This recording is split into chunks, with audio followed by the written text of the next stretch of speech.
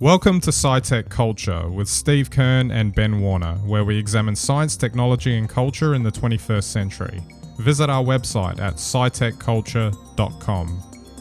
So I was thinking this week back to my childhood when we'll get into this particular story to kick off. You know, I was a avid StarCraft player, wasting so many hours, on my PCs. I think I had to get a Pentium upgrade for it too, as I recall back in the late 90s or whenever it was.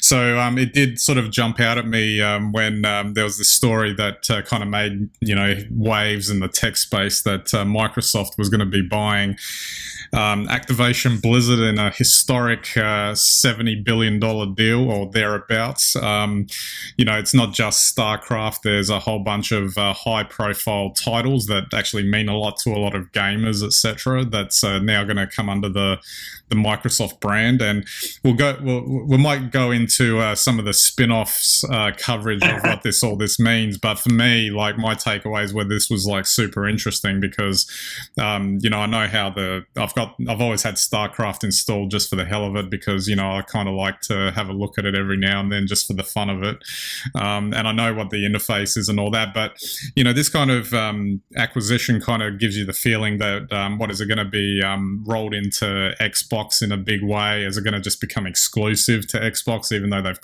claiming that that's not going to happen? They're not going to tamper with how it's being delivered for the time being, and how it kind of plays off in the game industry in particular. Like, you could tell that Microsoft's looking for a way to boost their gaming division, if nothing else. And before we get into the whole metaverse crap part of it, it is a big deal, and it's actually probably good for them. It probably catapults them up the line in terms of having a place in the industry, because despite, I guess, the name brand recognition of Xbox, it hasn't really been as big as probably what they would have hoped. Yeah, it's a really interesting deal for me in a lot of ways. I think it's no different to the sort of deals we've seen in on-demand content, that you would see with Netflix, Disney, Paramount, etc., etc., etc. And this is Microsoft making a play for some very valuable games. And it's a very lucrative market, as we know, and you can see by the price they paid for Activision it is. So, yeah, I guess that's the real value to Microsoft. It's another revenue stream, and in an area that's going to grow, and obviously there's a synergy with Xbox. I think the other thing that's interesting too, you mentioned the whole subscription angle, is that I guess games historically are a one-off purchase fee. It's, again, this whole sort of subscriptionifying the whole thing, where the content is not something you buy anymore. It's something that you just subscribe to, and then you can just stream it to your laptop. They'll probably end up streaming it, not just having it stored locally. I'm sure at some point. And this is another example where you just buy an Xbox subscription, and you've got access to everything. And it always gives Microsoft the option down the track to make their games, Activision games, exclusive to the Xbox platform or the Xbox subscription. Yeah, and that's going to be the interesting thing, because although I've never played Call of Duty, I understand it's a massive game, and it has a huge presence on the PlayStation. They were at great lengths this week to say, look, no, we're still committing to the PlayStation and that game's presence on that platform. But you're right, they could do anything at any time to pull the pin on that. Well, that's right, but I think you've hit on a really good one. If they can move to a subscription model, then you get everything all in one on Xbox, and you still get Call of Duty on your PlayStation, but you'll have to pay extra every time. Absolutely. So I guess the other angle I wanted to cover with this, the game part of it, and the fact that it'll probably boost Microsoft's, overall viability across, not that they weren't viable before, but, kind of makes them a bigger player overall, is the whole coverage of this story, which, as we were talking about before we got on, has just been plain weird. And because, the metaverse is the latest buzz term in the tech space after Facebook announced it. Not with, it's like they're fishing for the next big thing. And it just seems to me like outside of maybe a Ready Player One type metaverse that's gaming specific, the whole connection to the metaverse topic to me seemed like a bit of a stretch. Like, where are they going with this? Why does it always have to be filtered through the lens of the metaverse? Why can't it just be they're setting up a gaming subscription service and that's it? Look, the only explanation I've got, Ben, and it's by no means correct, it's just an explanation, would be, I guess if on-demand video was the big thing 10 years ago, well, now the metaverse. And so you claim games are metaverse, which are they? Well, they obviously always were, because your games always occur in an electronic space that doesn't exist in the real world. So they've always been metaverse. So maybe it's just a renaming of games to metaverse content, and that, lets the dollars from Wall Street flow. That's the only explanation I've got. Yeah, it's interesting too, because, there's a lot of in-app purchase type stuff that happens too, which is quite lucrative and has been built into the overall business model over time. So, if I go back to my example from before, StarCraft from the 90s kind of thing, I'd buy the first version and then I might buy an expansion pack. And I think that was the extent of the purchasing. Like, it was just 2 purchases and then it was done. But now it's kind of been taken to the nth degree.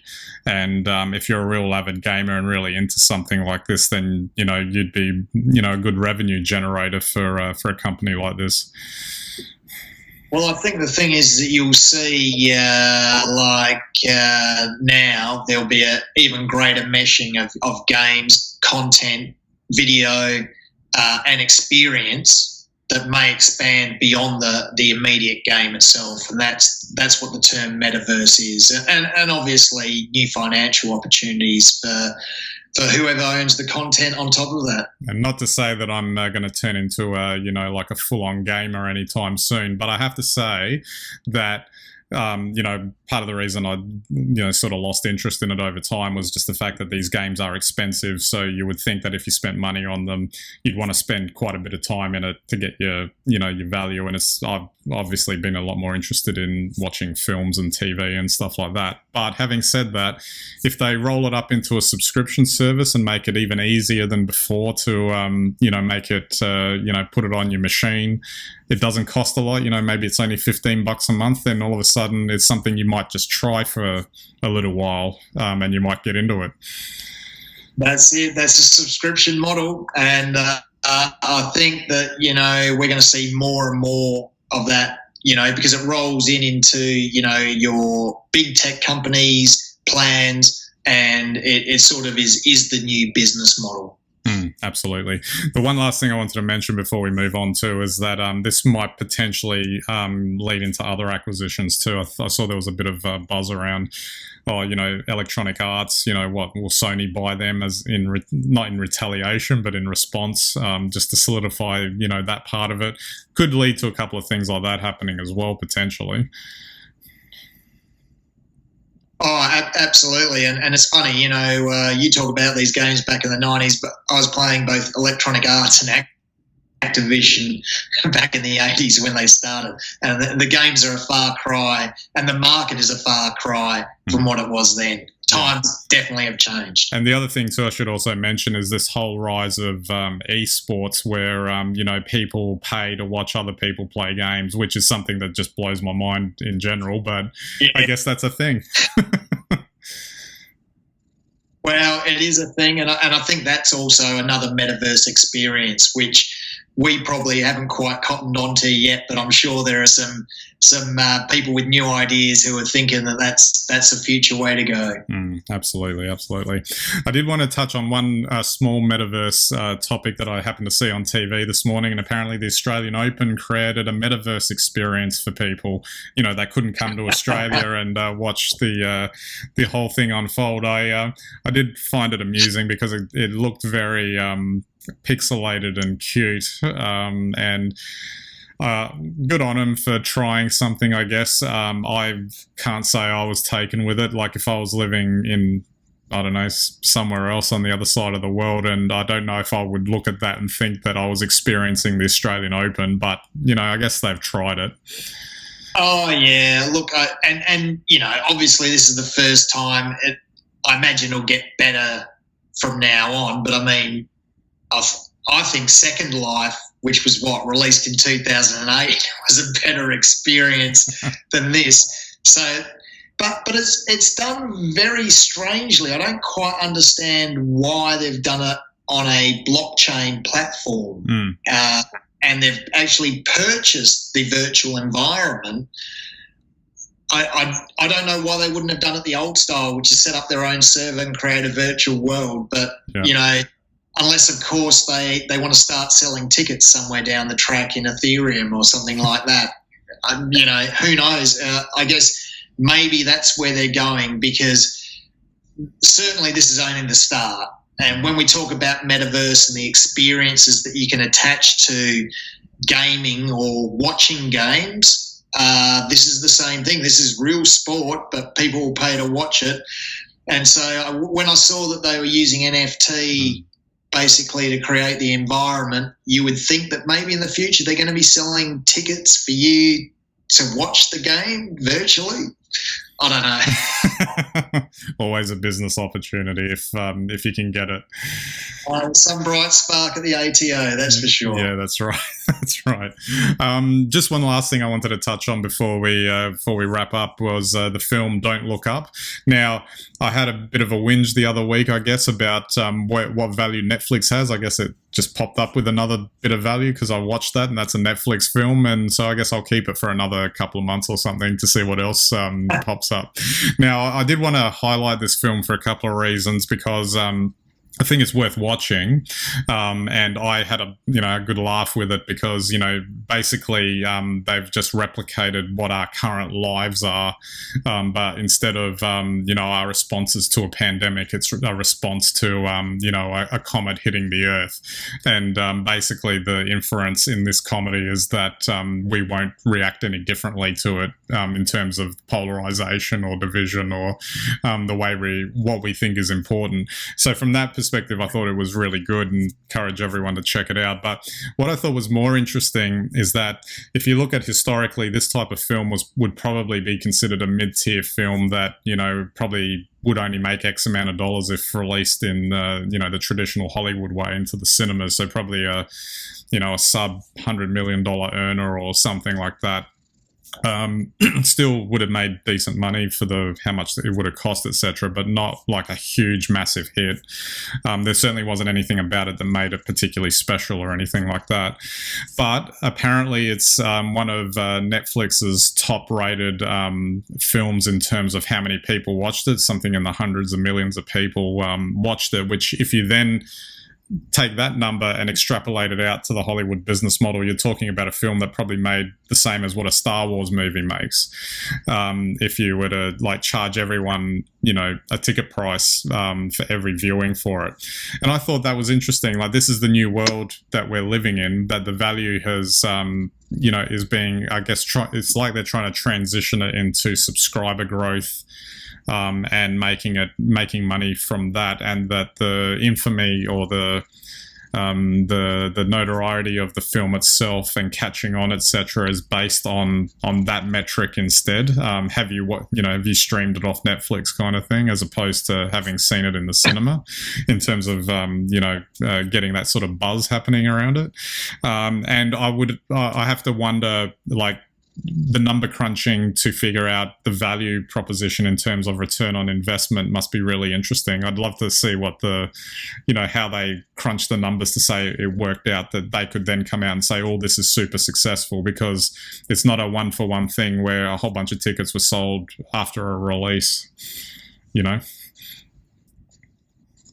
it's a very different world now with how they measure these interactions, and I'm sure also they have algorithms which work out then watching this film, does it stimulate you to watch more Netflix? Does it, take you down a particular genre?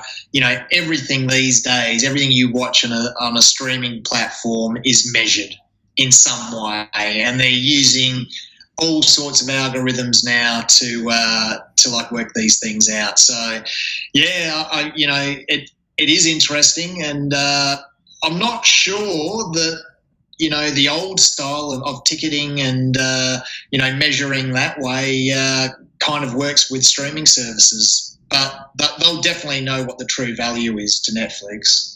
The other thing, I guess, that's interesting, though, is that I guess from a marketing perspective, it wasn't too different from a Hollywood film in that it relied on the name brand, star-named recognition, which, again, is interesting. So, like, if you think of Hollywood, that has now transitioned into relying on franchises and brands to market their films, seeing Netflix use traditional stars to market it is quite interesting, I thought, as a comparison.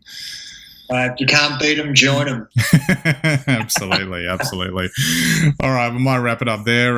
Go watch the film. It's easy enough. Just boot it up on your TV. It's right there. And I guess if you're subscribing for the first time, then Netflix has won.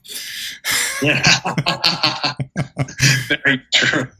Absolutely. All right. So don't forget our website, scitechculture.com. You can get all of our links and content there. You can subscribe to our YouTube and Vimeo channels, our RSS feeds, and watch us on any and all of your devices. And we greatly appreciate your visits to our website. All right. So that's it for this episode. We'll catch you next time.